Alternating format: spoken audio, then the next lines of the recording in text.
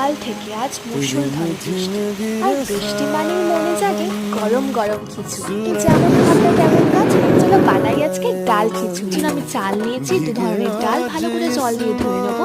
তারপর আজকে আমি প্রেশার কুকারে করবো, তার জন্য প্রেশার কুকারে দেবো তেল, তাতে আমি দেবো হচ্ছে একটু হিং, দেবো কারি পাতা, আর দেবো আমি একটু হচ্ছে কালো সর্ষে, গোটা জিরে, ব্যাস একটু নাড়াচাড়া করে নেবো। তারপর আমি দিয়ে দেবো পেঁয়াজ কুচি, রসুন কুচি, আদা কুচি, লঙ্কা কুচি, আর একটু নাড়াচাড়া করবো। করে আমি দিয়ে দেবো টমেটো কুচি। টমেটো কুচি দিয়ে নিলে আমি দেবো গুঁড়ো মশলা, হলুদ গুঁড়ো, লঙ্কা গুঁড়ো, ধনে গুঁড়ো আর নুন।